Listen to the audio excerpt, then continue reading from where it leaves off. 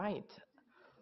So we've got the code here, and as you go through, if you do run into trouble running parts of the code due to installation issues or strange network issues, a backup plan that I recommend would be that you sidle up to your neighbor and be like, hey, let's share for the rest of the session. Or B, there is what we call a binder link on the GitHub repo. So if you click on this launch binder, then what will happen is you'll get this link, and with a short delay, so it's launching, you will see an RStudio in your browser. And everything's installed there, everything's configured, so you should be able to run the code in your browser if you're having difficulties with your local installation. Here's a link that I clicked on earlier. You'll just be able to boot up RStudio inside your browser, which is really, really cool, eh? So this link will boot up RStudio. So then after you've downloaded the code, what you ideally want to do is in your local installation of R, just go File, New Project, and sorry, I won't save here. Then existing directory, browse to your directory where you unzip all the code, and just click Create Project. And then it will open up a new project inside the folder that you saved the code in, and you'll be able to run the code without having to set a different working directory. If you just choose to browse the folder, you might need to run a set working directory to set the working directory to your folder. All right, so that's the setup bit. I guess most people will hopefully have made some good progress there. So I'll start off with a bit of an introduction to what we're aiming to do today. So why R? Why are we so excited about R for data analytics? It's used by many companies. It's a language that's built for statistics. It's got a great editor, RStudio, which we're suggesting to use today, which is very user-friendly to use. And the cool thing is that all of this can be done free. RStudio is free, R is free, and there's a number of free packages for data, visualization, and machine learning that are not just very cheap, being the price of $0, but also very powerful. Some of them are cutting edge and have been winning competitions, include groundbreaking research, could be developed by leading researchers and PhDs, and as well as research houses like in Microsoft or at Facebook or at Uber. In this session, as I flagged before, our goal is to get you set you up with all the skills that you'll need in the upcoming case study, as well as just give you great skills generally. And so we'll be teaching you how to transform data and load data into R, get into the format that you need for modeling. We'll be teaching you how to explore the data with visualizations so that you can just get a feel for what you're putting into your model. And then we'll get into the machine learning models. We'll teach you how to do regression using a linear model and then a random forest. And then finally, we'll go through some model visualizations. So that includes a tool called Daylex, which allows you to take a black box model and try to shed some light into it. And so I started off with the installation so that as I talk through, you'll have a bit more time to catch up for those who are having minor technical difficulties. So once again, you can download the code from this link or run it in the browser. And just to introduce myself, my name is Jackie Pern. I'm part of YDAWG. You may remember me from places like the Analytics Snippet or Weapons of Mass Deduction videos, or maybe you came across my dating profile, I don't know. But we've been doing a lot of exciting things in the Young Data Analytics Working Group. We've been doing a lot of exciting things in YAP. And in this joint project, this is a lot of this work is not mine. So when it comes to questions, if I have a blank stare and be like, hey, John, help, help, that's because this could not have been possible without the help of so many people on this list. And so without further ado, we'll move on to transforming data. So the way we'll run this is we'll run through some slides, and then we'll browse over to the code. We'll talk a little bit about the code, and then we'll split up into the groups for you to work through, talk about what you think the code is doing, and talk about the exercises. How does that sound? Oops, wrong way. Data comes in many formats. You'll have categorical data, which could be things like agenda or like a month of year, and that has different levels. You might have ordinal data, so you could have review ratings where it's 1 star, 2 star, 3 stars out of 5. You want to get like 4 star and above on Amazon sort of thing. You might have continuous data, such as a claim severity or an age. And you might also have unstructured data, like a text note, like a claims diary or some photos of your accident. And you want to bring those into your models in the right format.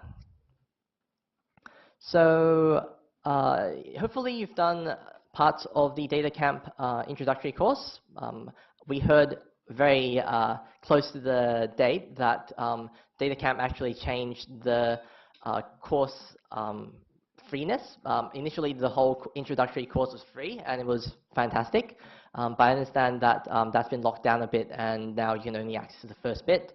So just as a show of hands, like who completed all of the DataCamp course before the talk?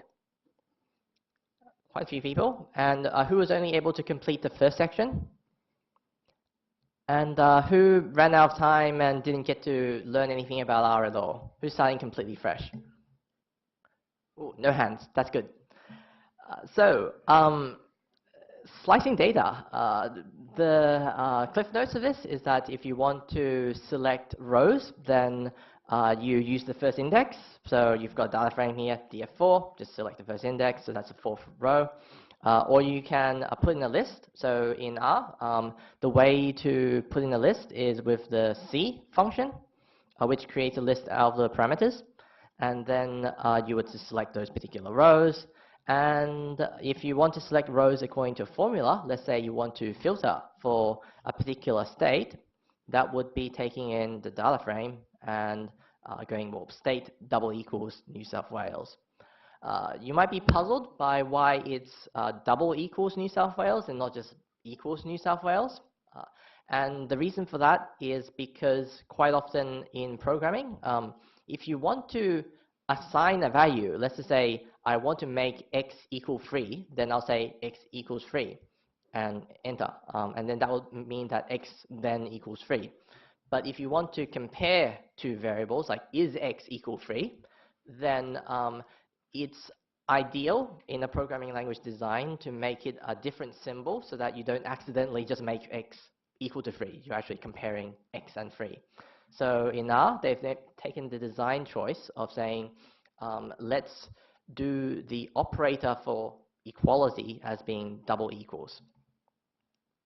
And then selecting columns works pretty similarly, but you use the second data frame index. So you would go df comma, so that just takes in all the rows, and then you just put in state, day, week, or time. For creating new columns, you would simply define it. In R, you can use the equal sign to assign values, but the canonical way of assigning particularly vectors is to use the arrow symbol, so the less than hyphen. So then you go, okay, I want a new column, and I'll make this old column times 1.5. Alternatively, you can use the dollar notation. The difference being that this has quotation marks, so you can put in a variable name, a variable there. So you can go column name, and then you can set column to be new column or column 2, depending on some logic. Whereas this one is taking in a specified name symbol. So you just reference that as $. Now, merging data sets, you would use the merge function and you'd give it a by. And by default, that is an inner join. So for those not familiar with SQL concepts, that's taking in all the records that are in both. If it's only in one, then you chuck it out. If it's in the other, you chuck it out. If it's in both, then you include it in. However, you can change that by using all.x and all.y. So x is the one on the left, so df1, y is the one on the right, df2. And by saying all.x or all.y, you can make it a left or right join, and we'll explore that further in the code. Now, sorry, we'll just do it here. We will, so all.x equals true means that you're including all of data frame 1. Now, transforming data for models. With categorical variables, we often have to work with categorical data. So a category would be like an ANSI code or like Monday to Sunday. It could be your month, or it could be like gender or model vehicle. It's any variable that has like a predefined finite number of levels usually, and each of them represents one category. So in order to get the data into our models, some models come with a pre-canned transformation, so you can just plug it in and it would be like, yep, I know what to do with this. But other models are like, wait, this is a string. I am expecting a matrix, because a lot of the numerical calculations behind the scenes will involve matrix algebra. And they'll be like, well, what is this? Like, what do you mean Monday? Monday's not a number.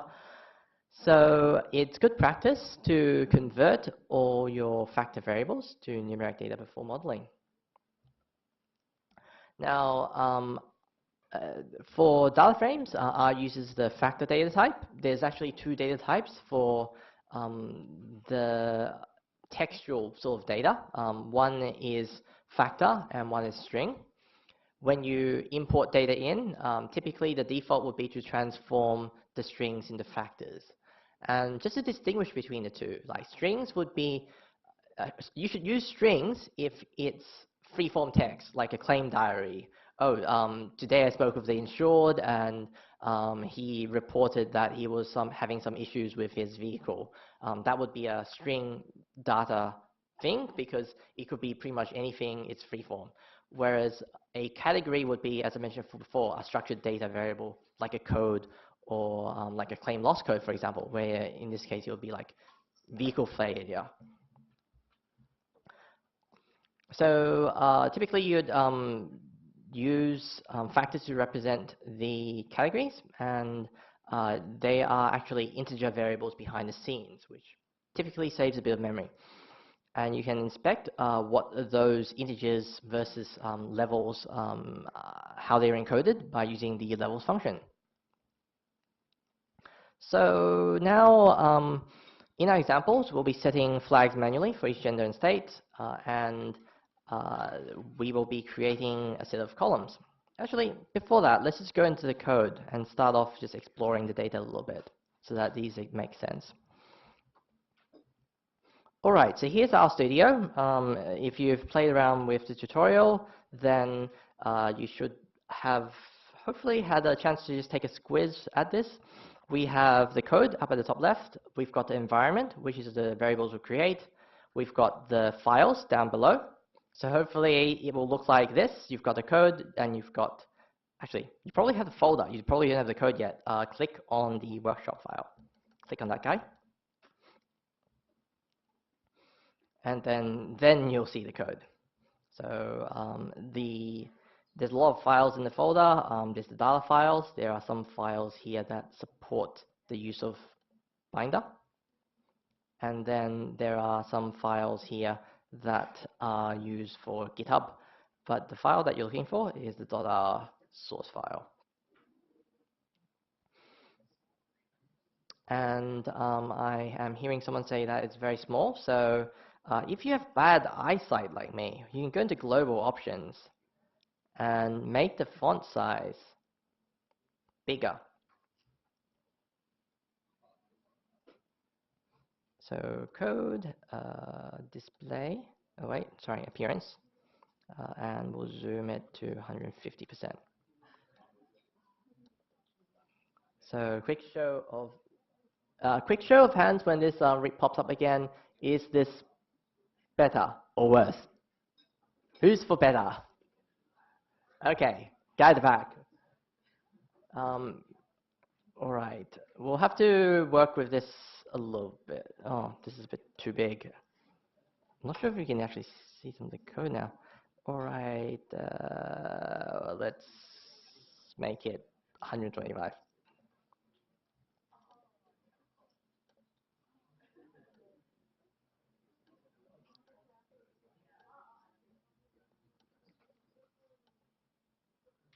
That may have been a mistake because now I can't actually click on the OK to make it small again.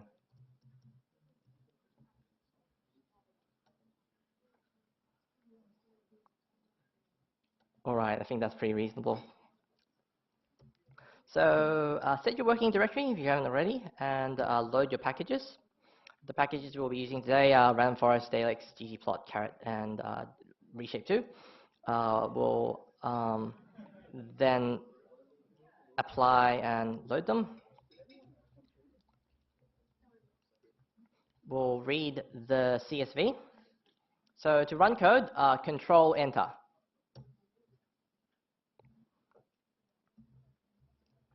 So we're going to read the CSV data and read.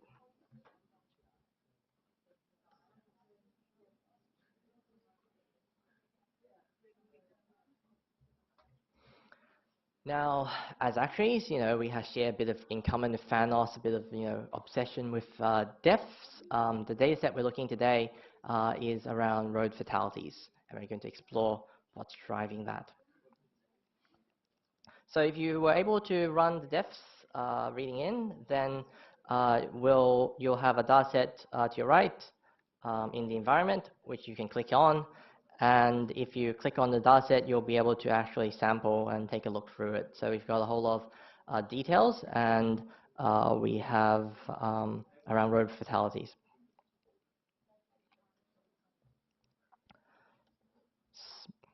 So in terms of transforming variables, we can set flags manually for each gender and state. What we're trying to get to is something like this, so that instead of having the state, which looks like, where did it go, state, here, we create separate columns for each, and they're all just 0 or 1. And then, so what we do is we'll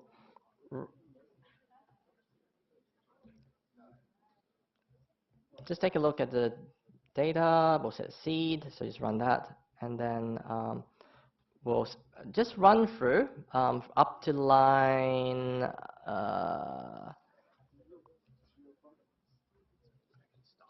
oh yes, that's true, we can start on line 80. Let's run line 81. If you run all of the pre-processing, or if you skip to line 81, you can just read in the road fatality data, which will look like this. So skip to line 81 and run that. There'll be people look like you have questions.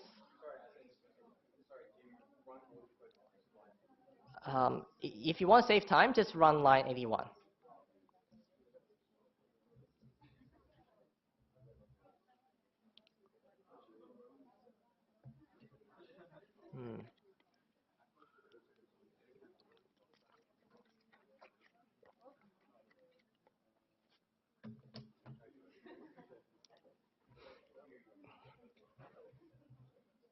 All right, so then if you run line up to line 86, we'll just make defs equal to defs raw. And then we've talked briefly around how it filters. So you can play around with this offline, or during the exercise times in more detail. But once again, filtering would be running subsetting rows 1 to 10. You can subset by Friday by using the slicing function that we talked about previously in the slide pack. And you can go, hi, I want to know how many crashes there are on Fridays or crashes involving a bus. And what you would do is you'd cut to day week equals Friday, or day, so the vertical bar there is or bus involvement equals yes. I'm going to run very fast with this because with the setup, I think we're running a little bit behind schedule, and we want to make sure we get to the exciting machine learning bits. So if you run, so the key part here is to run line 81. So what you have at the end of it is defs raw. And then what we'll just need to do is run, well, not run, to scroll to the bit where we start creating new variables. Let's see, so we got summarization, we've got the joins, we've got the merge, we've got the factors. All right, so we'll start at line 212. Show of hands, how are people going? Are we confused? Who's confused? Okay, we'll just get everyone on the same page. We'll have to do that. Hey everyone, so hopefully you've been able to get to where we are right now. If you are struggling, so we'll go to the backup plan, which is pair up with someone who is okay.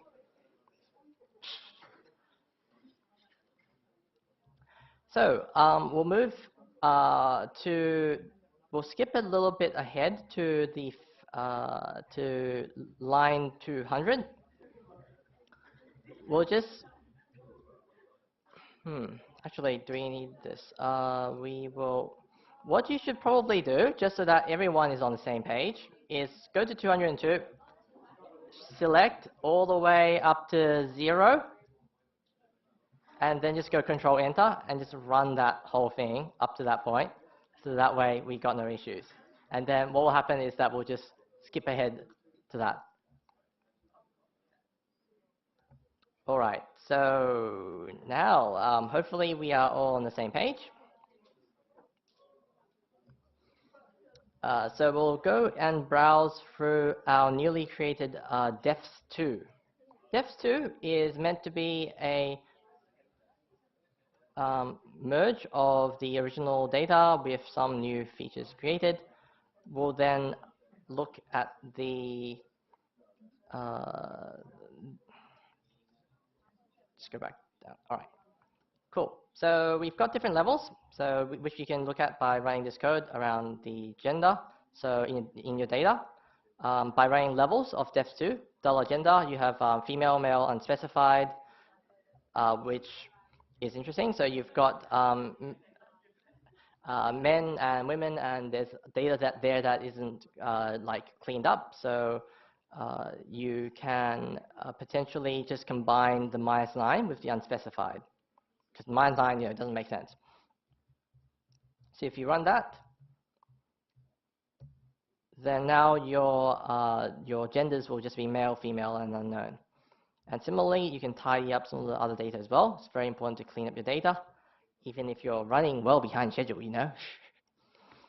So the first one is around crash type. So if you see crash type is multiple, you can just clean it up into multiple vehicle. And this is kind of repeating itself with the different column names. So I suggest we just select rows 221 to 228 and a bit further down and just run all that. For those who are struggling a little bit, the code is commented. So if you're feeling a little bit lost now, don't lose heart. You can take the code home and explore in a bit more detail. So we'll move on to the content of the slide. We're going to look at the table, and so we've got gender, mostly male, female, or unknown. We're just going to create a new variable called def2fl. So that is an if-else. So if gender is female, it's 1, otherwise 0. And doing so, we can convert our categorical variable to a numeric one. So then you can check that, and now you have, well, all your men are in 0, and unknown is in 0, and all your females in 1. For state, you do the same. You go if-else, and just select all the way down to 267, and just go Control-Enter on that. We are creating a set of new columns for most of the states except for one, where it's set to 1 if it's that state, or 0 if it's not. And what you're trying to get to is a table like this, where your categorical variable has been converted into numbers. Now, you can also use the model.matrix function to set a contrast automatically. So if you do this, you can create a contrast matrix, and you can create a state, OHG state, which is the model matrix, and this becomes a table with these things, just a set of encodings. You can change the different kind of contrasts, and that will create different encodings where some numbers are not the same as 1 or 0. So it will look like something like this. In terms of transforming data, there's a number of different ways you can do it. We've gone through the one-hot encoding and the contrast. There are also ways like integer encoding, where you're numbering categories from 1 to n as just like one column of integers. There is mean encoding, where instead of doing a category, you would just do the average response variable in that. So if you've got like the average depth in each category, and just use that as encoding. And finally, there's one called binary encoding. You might have noticed that if you take one column for each state, it's kind of wasteful, because in 8 binary variables, you can encode 2 to the power of 3 different combinations. So binary encoding would be one that takes advantage of that to save a bit of memory. You can also, with splines, you probably want to transform variables to cap it off at a particular value, particularly for linear regression. So what we're going to do here is we're going to take a look at the age. This one bans it. So 307, 308 bans it. Linear splines we can manually create a linear spline by just using the pmax and pmin functions. So here we're taking the maximum of age and 0, and the minimum of that and 40, so it gets capped off between 0 and 40. Pmax and pmin are vectorized versions, so you'll actually get the expected results. And I've got an error because my plot window is too small because of the zoom.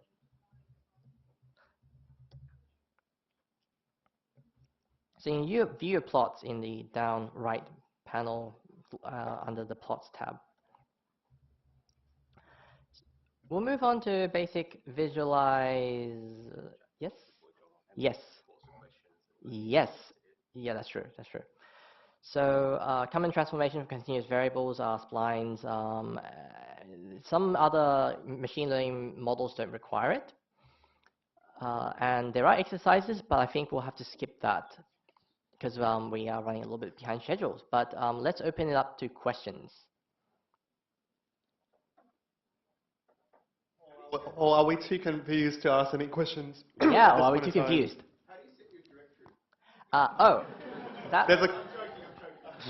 Oh, because some people did miss that. In the first line, we've got set WD, and you can uncomment that and do it. That's actually good to know. Good question. Hello. So hopefully you've had a little bit of time to skim read the hundreds of lines of code that we've just dumped on you. We'll move on to visualization. Actually, before that, just in terms of further reading. If you want to get more tools for manipulating data in better ways, then there are packages that I would recommend checking out. There's one called dplyr, which lets you query data frames in SQL databases. It's got a very user-friendly syntax. And it's also part of the same universe as the visualization tool we'll have later.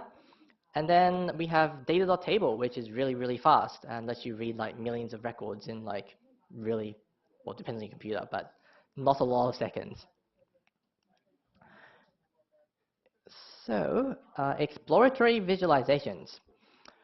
If you want to just do a quick and dirty and just go, hey, I just want to take a look at this variable, how is it distributed? There's some basic functions that are just in the base R. You don't need any packages. You've got plot, you've got hist, and you've got bar plot. With any function, I think a lot of you have discovered this already, but you can, well, if you go into the console, first of all, you can run commands on the fly without having it in your code. And you can just go !plot and run that. And then on your help, hold on. Yep. Then it will search for the relevant functions within your packages, and you can read the help files in R. Help files are usually pretty good. There's also, Google and Stack Overflow. That always works. And what we're going to do is we're going to introduce ggplot2. It's based on the grammar of graphics. It's got a very idiosyncratic way of doing things, but it's very powerful. The basic concept is that you'll create a ggplot, and it'll be based on a data, which will be a data frame. And then you'll have AES, which stands for aesthetic. So that's going to be a definition of the variables that you're plotting and the relationship that you're trying to plot. And then you'll have a geometry, which is the sort of bar chart or point, line chart or histogram chart. We can also incrementally build up graphs that way. So we can start off with defs, and then we'll go aesthetic. Well, we're trying to look at claim severity. We're going to do a histogram with specific breaks, and we're going to fill it with white. So color is white, but fill is black. And then we'll add some labels with a title of claim severity distribution. X is going to be called claim severity, Y is going to be count, and then the x-axis is going to be 0 to, how many zeros is that? 10 million, and Y is going to be between 0 and 10,000. Then another way of just exploring your data is summary statistics. You can look at average claim severity by age, so you can ggplot a mean of your age in your data set. So what you could do if you want to learn more about ggplot, one way to just quickly get up to speed, there are a number of cheat sheets in the help menu, and one of them is ggplot2. Another is the dplyr one that I mentioned earlier, and that will give you a pretty good starting point for how to do some plots in R. And I know that a lot of you would probably prefer to plot in Excel, but the advantage of plotting in R would be that you get to work within the tool without having to export your data out and then come back and look at your charts. So we'll now move past all the, okay, let's just go to basic visualization. So we're going to just, have I actually run this up to this point? Yep, so if you haven't quite run up to this point, just run up to line 337. We can produce some histograms. So here's your first one. Claim severity, just very easy, very basic.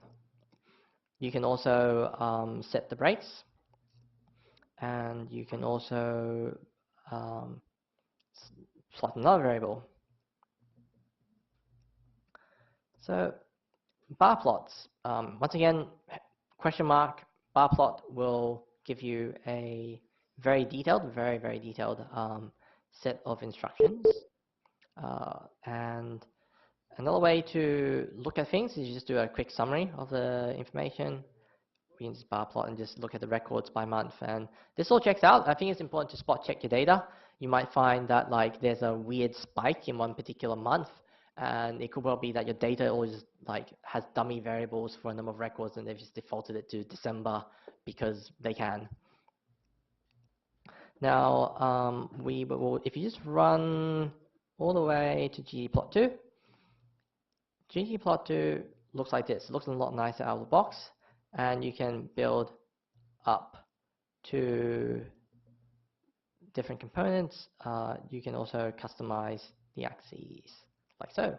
So we just customize the axes to be how we want it to be. And we can also set the claim severity, sorry, the title, claim severity distribution, and have it all nicely labeled. And there are ways of changing the dimensions of it. All right, so there's a little comment here for cookbook for R, which has some detailed, more detailed tutorials for you to check out offline. We will skip to, let's just go, and once again we'll take a few minutes for you to just get comfortable with the code so far before we plunge into the machine learning section. I'll leave this up if you want to go into exercises. So guys, I hope you guys are enjoying and still very excited about our crash course. Literally, it's like zooming at breakneck speed on R. Just to let everyone know, like we will be opening up the forums afterwards for you guys to slowly like digest a bit and ask your questions. So don't freak out too much at the amount of content that's being dumped today. All right. So we'll move on to the machine learning. Well, you know what we're all here for, right? You know, actually, just a quick show of hands. Who's here for machine learning? Lots of people. Cool. Hey, great. Yeah, data cleaning. Yeah. Okay, so quick intro. What the heck is a machine learning? So we've got a little. This is not real life, by the way. Interviewer. So what's your biggest strength? And I'm like, oh, I'm an expert in machine learning. Interviewer is like, what's 9 plus 10? And I'm like, oh, well, clearly it's 3. And interviewer's like, no, it's 19. And I'm like, oh, it's 16. No, it's 19. It's 18. No, it's 19. Ah, it's 19. You're hired. Machine learning, a lot of it is about a lot of the models work off iteration. So it will just look through the data, it will try things, it will fail, and it'll try again and just slowly converge on a model that fits the data really well. And so you'll start off training it, and it might not be very good, but if you feed it enough data, you'll start to get some more accurate results. We deal with the problem of extracting features from data to make predictions. So forecasting, we try to forecast sales. We might want to forecast demand for our insurance products. We often do analysis on things like classifications, like is this a good risk or a bad risk?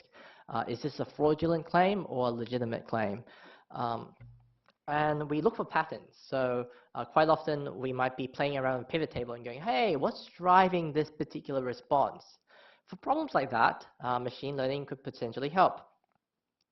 What you do is you would build a machine learning model on your training data, and above and beyond what you would do with like just a guesswork pivot table is that you can actually test it in a more rigorous way against validation data. And before you begin, I hope we've impressed on you that it's very important to get clean data. So you'll need to go through your data for missing values, deal with the outliers. The amount of cleaning that you need to do depends a little bit on your model as well. Some models can handle missing data out of the box, some can't. Some have are a bit more robust to outliers, others aren't. So you need to do whatever cleaning is necessary to fit into your model structure. And as for your data types, you need to just go through and make sure, hey, are the inputs labeled or unlabeled? You might need to go through and engineer some features. So for example, if you're doing a linear model, you might need to do the spline work that we mentioned earlier, or the contrast to just make sure that the data is in the right format. Quite often you'll have some constraints, data storage, so and data memory. Quite often if you're working on a crappy work laptop that's like 10 years old, then you'll be a bit more constrained. Meanwhile, I would recommend that if you need to crunch big data, look into cloud technology, because with the cloud you can just rent a computer with like 200 gigabytes of memory and like 200 cores for not a lot of money. And some of the considerations around selecting your model, does the predictions need to be fast? So if you're driving a car autonomously, then you need to be real time. On the other hand, you might be able to price a policy a little bit slower. On the other hand, something that is not urgent at all, where you can run the predictions as long as you need. And does learning need to be fast? Like, is there a point in having a model if it takes a month to train on your latest month of data? So considerations for selecting the right model, does it meet the business goals? If you want to have a model that is very explanatory, then you might want to do a GLM, simply because that's very transparent. Some of the machine learning models out there are a bit more opaque, but you can still shed a bit of light on it with the DAWG tool that we'll talk you through. How important is accuracy? So there's GBMs which can get quite accurate. How fast is it to build and make predictions to the model? And scalability. So if you have gigabytes and gigabytes and gigabytes of data, well, that's actually not too big, actually. That's not really big data, is it? But if you've got terabytes of data, then the technology that you use will change.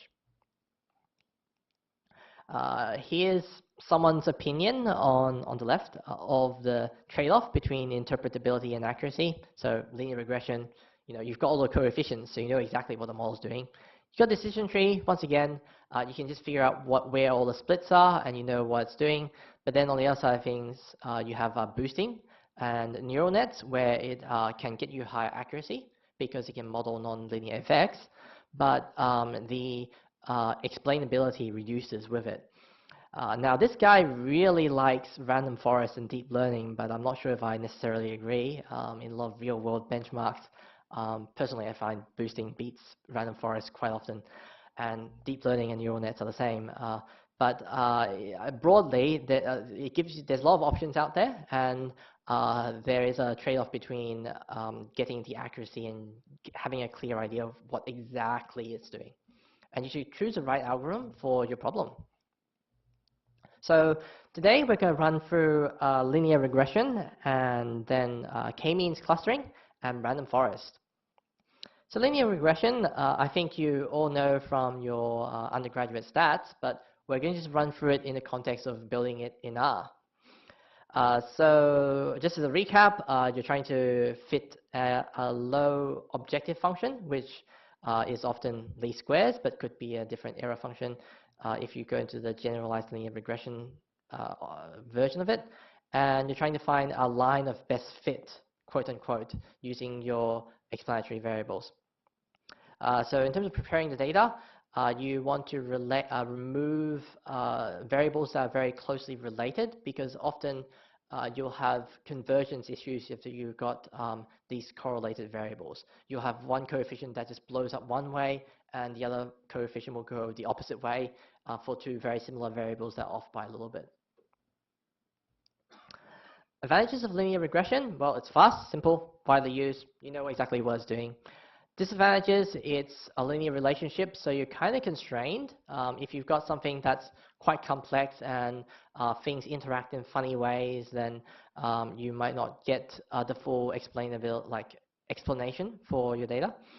It assumes independence within the data set, and if you use your standard normal loss, then it can be sensitive to outliers, which just blows up your coefficients in a particular way of one large claim, for instance. And it focuses on the mean. And so if you want to have it biased towards extremes or factor them in a particular way, then it might not be the right tool for the job. But it's, it's a good first algorithm. It's pretty simple, and it gets you a relationship between your y's and your x's. Now we will go into the exercise. So the way you would create a model would just be to go, okay, I want a model, and oops, and you use the arrow. So once again, assigning it, and this is LM. And now it's really interesting. You go Y, and then you have the tilde symbol. If you can't find the tilde symbol, it's at the top left of your keyboard, and you have to shift press it. It's next to 1, the number 1 on your keyboard. And then it's plus the different coefficients that you want to fit in. Once you've got that, you can check out the summary of the model, the coefficients of the models, the confidence intervals, the fitted, the ANOVA, and the influence. So without further ado, we'll pop into R. So as I flagged before, there's a bit of data prep. We'll run the first check, which is collinearity. And that will get you a model matrix of collinearity. And let's see, collinearity found. What did we find? There's some combinations that are a bit collinear. And so we're going to just run the next block. So that has a bunch of if statements and for statements in there. So it will just go through and iterate through all the combinations of the collinear factors. We've got articulated truck involvement alone and bus involvement unknown. And it sounds like when you don't know if a bus is involved, you also don't know if a truck was involved. So now if you just run through the next section, you can create a model matrix and just drop the collinear fields. And you get yourself a new model matrix.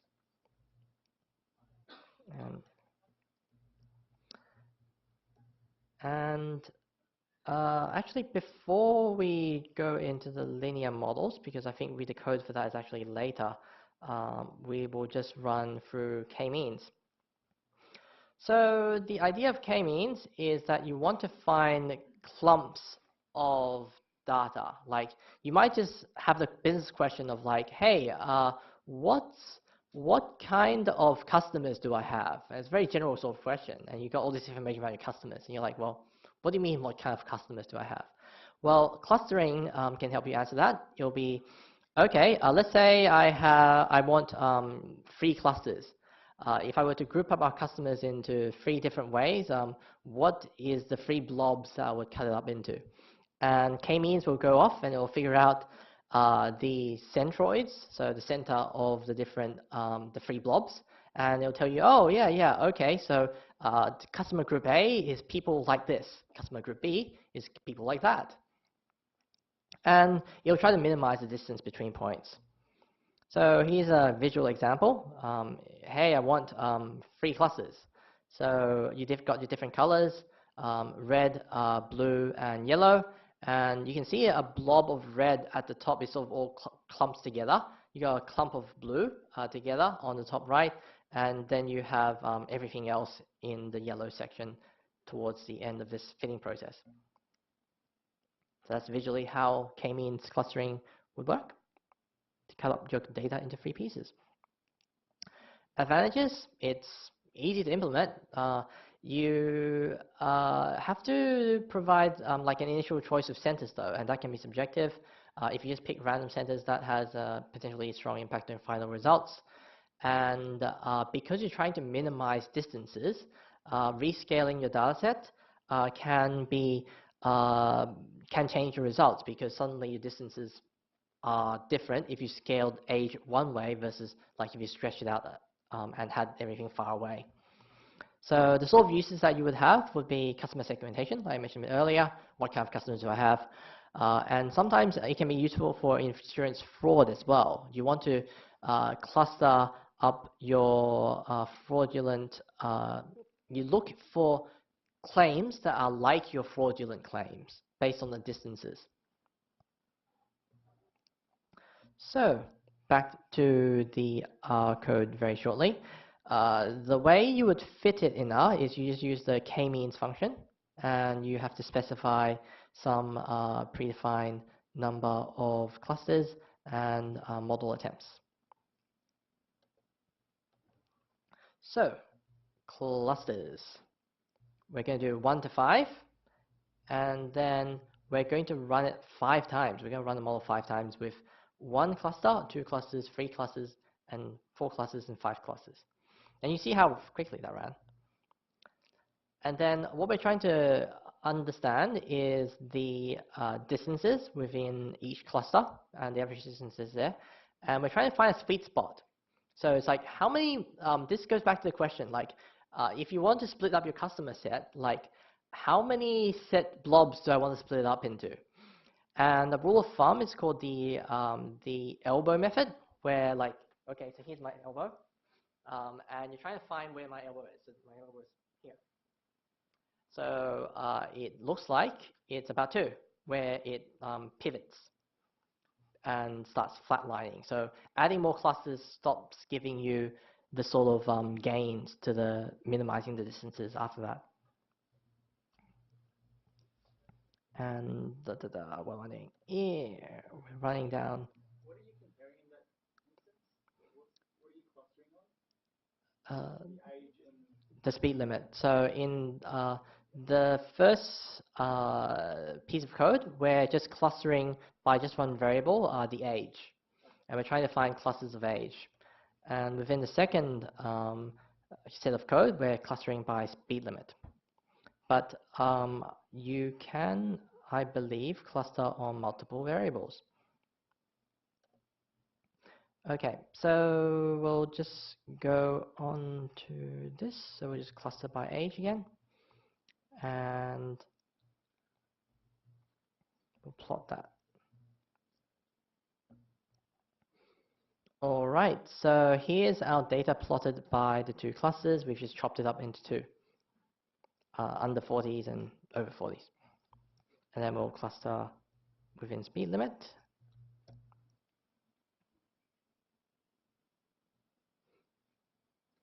And this is interesting now. So it looks like most of our data is in the red section below. And this is meant to be speed limit. And that's really, really fast. I haven't heard of anyone traveling at 800 kilometers an hour. So, whoa, okay. So that's interesting. I think with data, as you go through, it's important to run these sorts of checks and as you go along, so that you don't just go to your customer and be like, oh yeah. So there's 2 groups of people in the world, like 2 groups of accidents in the world.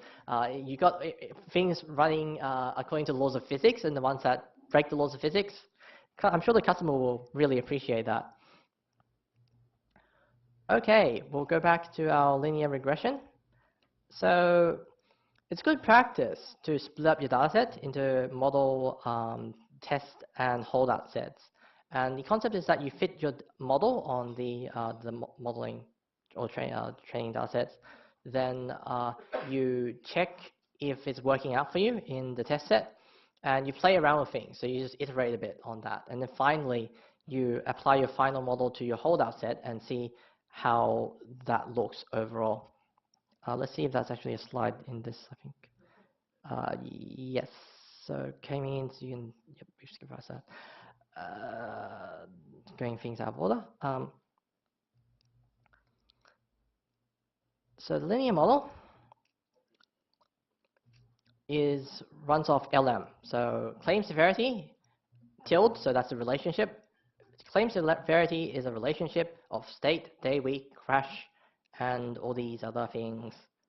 And data is data depths. And so we fit a model. We've got some information about the model and its coefficients. So here's your intercepts. And so based on this, you could get some insights out of it. And then you can check it out. Let's take a look at the residuals. How does it look? And as the comment is going to hint to, things aren't quite going to work out. Oh, or they won't work out if you were to be able to see it.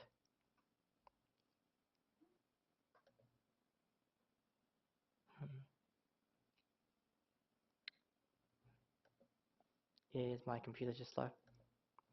Okay, so what we find if we run this again,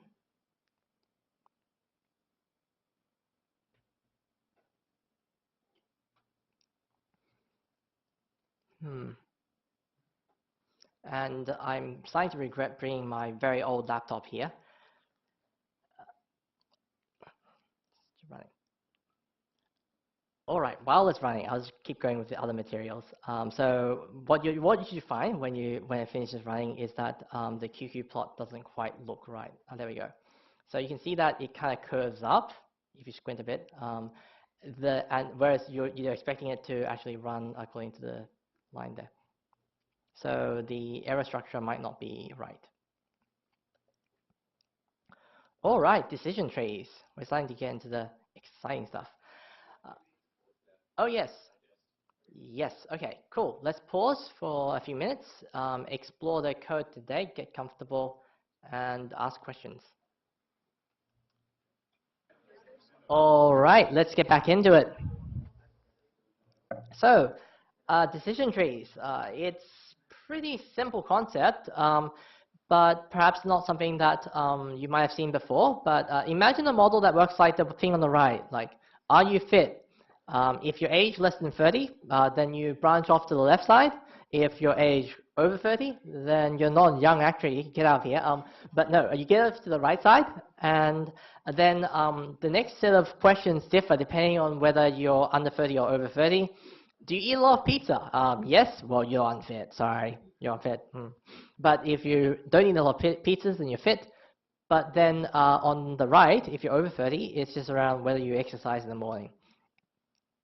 And a model like that, you can imagine like manually putting the rules in place, but you can get the machine to actually do it for you. What the machine would do is find the splits in the data that minimize the particular objective function, typically your mean squared error, and find the best set of rules for explaining the data. Decision trees are a good choice if you have a large number of variables and you're not sure which ones are key, if you're not sure how much collinearity you have. The decision at the top is the variable that most affects the outcome. And the splits will figure themselves out because it will just find whatever is the best rule for the sub data set that you have. Each node represents an input variable and a split point on the variable. So these would be columns in your dataset, like age, eats a lot of pizzas, and exercises in the morning. And the leaf nodes would be the output variable y, which is used for prediction. So unfit, fit, fit, unfit. In a real decision tree, you might have a percentage fit prediction in there instead of just like fit or unfit. So then decision trees are nice and simple, but one flaw with it is that it's a bit too simple. And as you get down towards the bottom of your tree, the final rules are based on smaller and smaller data sets that you're creating your trees on. A random forest is one way to create a more smoother, a more detailed model from decision trees. So it ensembles it. Rather than fitting one tree, you're going to randomly sample from your data and fit many trees. And you can sample it randomly, and that's why it's called a random forest, because forests have lots of trees, right? So, okay, so if you want to, so we fit lots of models, and you ask, the idea of ensembling is based on like the wisdom of crowds. If you want to know if a movie is good, you can ask 10 people. If 7 people say that the movie was bad, then maybe it's not so good. Now, decision trees are split differently each time because you're sampling from random subsets of data. They won't be perfect individually. They won't be as good as a decision tree on the whole data set individually, but overall, when you average it out, you'll get a smoother and better response. So here's a pictorial version of it. Your V there is one particular set of predictors, and each tree could predict a little bit differently. But then what you do is you average those three predictions, and you get the final, final prediction. Advantages of this approach is that it's not parametric. You can do it with specific parametric assumptions, but innately it doesn't really depend on it too much. Reliable, because you can just throw pretty much anything at it and get a decent model. It might not be the best model, but it'll be workable. And you don't have to think too much about it. It's robust against outliers, because if you've got one outlier in your data, it will only be in some of your samples. If you're only sampling like 30% of your data at a time, then it will only appear in 30% of the models. So outliers effects will be diluted. If you got collinear variables, you can blow up your GLM, but random forest doesn't care, because decision trees will just find one of them and split on that.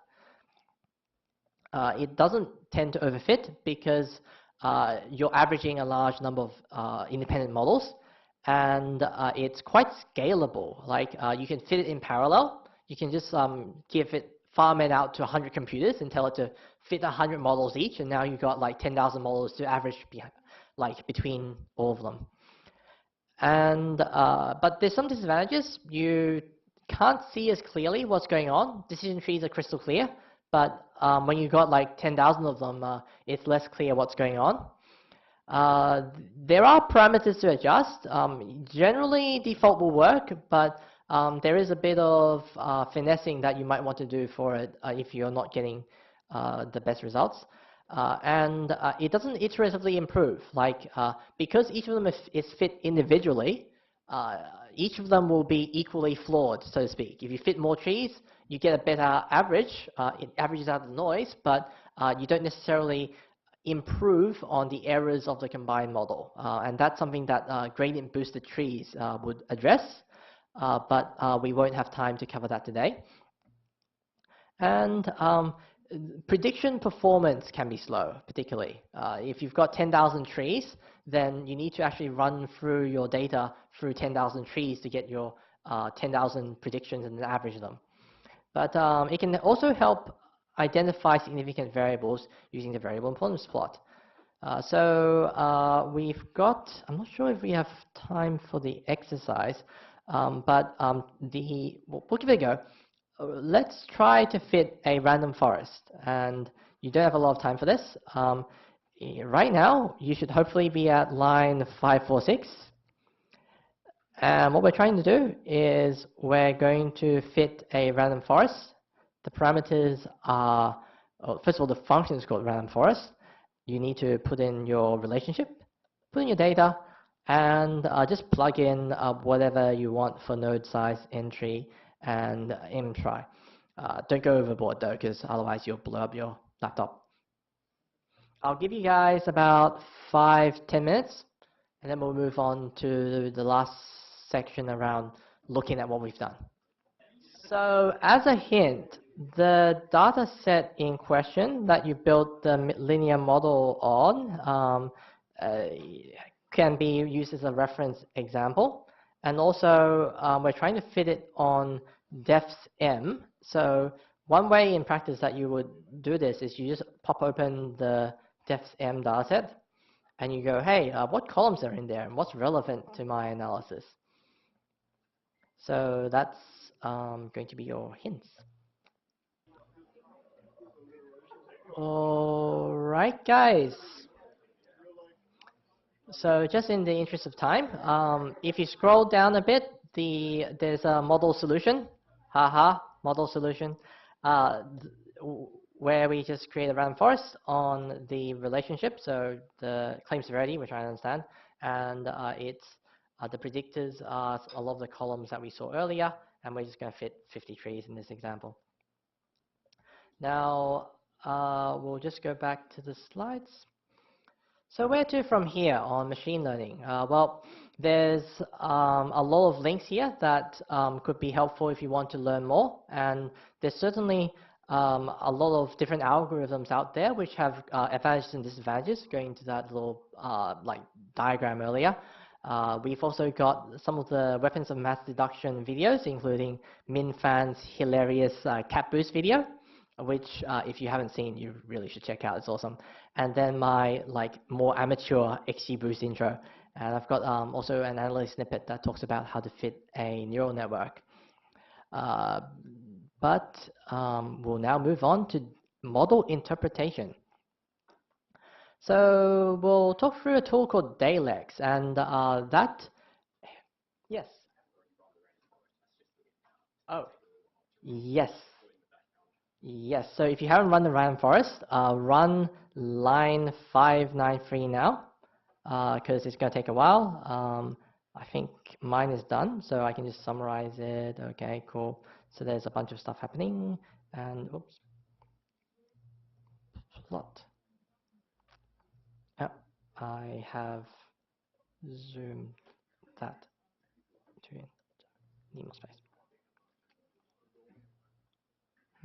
Doesn't seem to like. All right, so model explainer.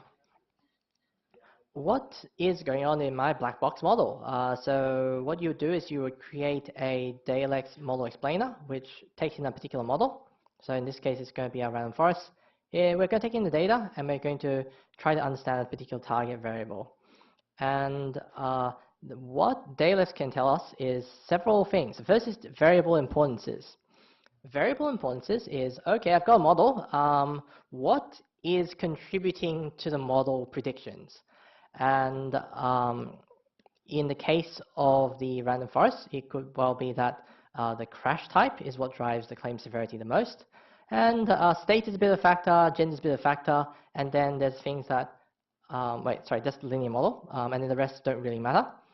In the random forest, it's taking in something a little bit different. It's saying crash type, age, state, gender, and day of the week are all important to the prediction. And then the rest aren't important. These variable importances are great if you have a model that you fitted and you're reasonably okay with, and you want to go, hey, what is driving that result, and what should I explain? What should I explore a bit more?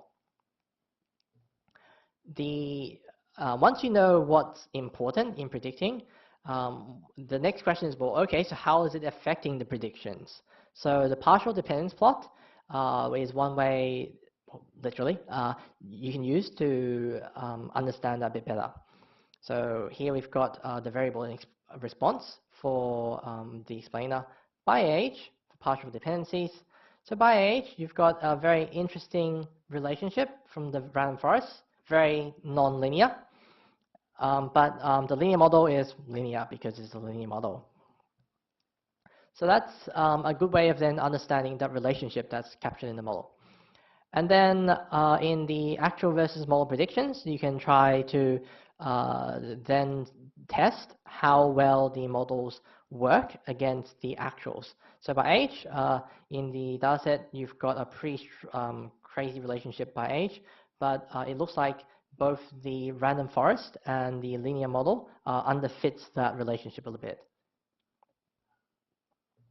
And finally, there is a tool in there that helps you explain individual predictions. So if you've gone and built a model and it's gone and said, that claim is fraudulent, well, if you took that to a claims assessor, they'll be like, well, why? And with a visualization tool like this, you can explain it. It goes, okay, so I think the answer is this number because the base number is this. The crash type being single puts it down, and then these factors put it back up, and so that's my final prediction. So that's my linear model prediction. And then random forest, even though it's not a linear model, it can come up with a similar waterfall chart of like, okay, it starts here and it ends here because of these different factors. So some take-home exercises would be play around with the linear model, play around with the random forest, and what relationships can you find in the data. We'll just quickly, shall we talk through this or shall we just move on, do you think? Yeah. All right, so let's run some of the code there. So 607, let's use DAWG to check out the linear model. And I think I need to change my zoom again. Let me go to my browser version, if it's still around. Oh, actually, no, that's going to take too long. Let's make this bigger. Let's see if we can. Nope. I think we'll have to run this on your own computers because the zoom has meant that I can't actually run the charts without saying that the chart's too big. Let's try that. We got to see the original QQ plot that we were trying to plot like ages ago and was like really squished. Oh well, that was a bit of a write-off. So I guess I'll go through the closing thoughts, and then we're allowed to run over time a little bit, so you can just play around the code if you are able to stay and ask questions. Otherwise, you can go home. For the advanced visualization, we've also included some extra files in the pack, Advanced Viz 1 and Advanced Viz 2. I'll let you step through it in your own time, but essentially you would click the knit and the run buttons there to see the outputs. It's in a slightly different format. You get to learn about literate programming in our notebooks, and you get to create an interactive dashboard. I think that will excite a few people. The exercise for you would be, can you create a dashboard that takes in the inputs and creates an explanation for individual predictions? So thank you very much for attending. The next event will be the YAP and YDAWG case study, which is on the 20th of March, 3:30 to 7:30 p.m. The venue is right here, and registrations will open up tomorrow. And so you'll be able to apply the skills that you're learning today in the following days, as you take your time to run through this, which you'll probably need, and apply it onto a case study. Limited spots available. Yes. So the intention of the case study session is that we'll give you a data set. I think we'll give it to you beforehand, possibly, just so you've got a bit of exposure, but it is going to be based on the one you've run through today. And using that, we'll give you a scenario to work through. There'll be some time to work through it as a group here, and then give a presentation at the end. And we'll have mentors available on the night to provide you with feedback around what are the common things you want to look out for when you're running through an analytics problem, and what do you then want to present to the stakeholder on the other side? What are the key things to look out for?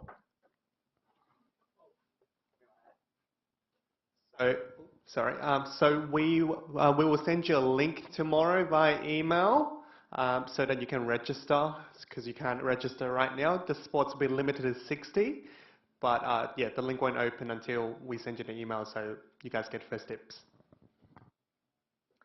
So thanks all for attending. I hope you got something out of it, and I hope you get some more of it in the coming days. I'll open up to questions, and we'll be sticking around, so you can just run through the code if you want to stick around too. Yes? What would you say is the... Wait, sorry, can you ask the microphone, please? That it's recorded. Right, now my ignorance will be immortalised. What would you say is the smallest data set that these sort of things would be reasonable to work with? Like if you're talking about like, no, so we've got, for example, 3, 4, 5 predictors perhaps, but how many rows do we have? We've got 49,000 rows here, so just under 50,000. How low can you go? So it depends on the data set and how much response there is in those data sets. Like if you're doing a fraud analysis and there's only one fraud in your entire data set, then it doesn't matter, it won't work. But if you've got a reasonable distribution of data in there, I think if you've got a tiny data set, like 100 rows or something like that, then start simple. Just play around with it in a pivot table, or build a linear model or a decision tree. And then like if you're talking about thousands, you're kind of like borderline still. And for me personally, I'd say judgment call like tens of thousands of rows is when you'd start to use the more advanced non-linear analytics, because otherwise the non-linearity won't really show up in your data enough for you to be able to benefit from the additional complexity of the models. Sure. Okay, thank you.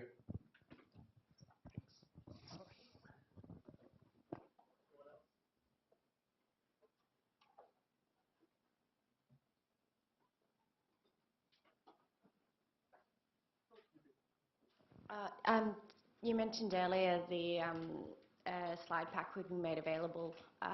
Will that be on the forum links or via email, or just do we have to get it ourselves? I'm not sure. We will try and put it on the forum. I don't know yet. We'll see what happens tomorrow. Thank you very much.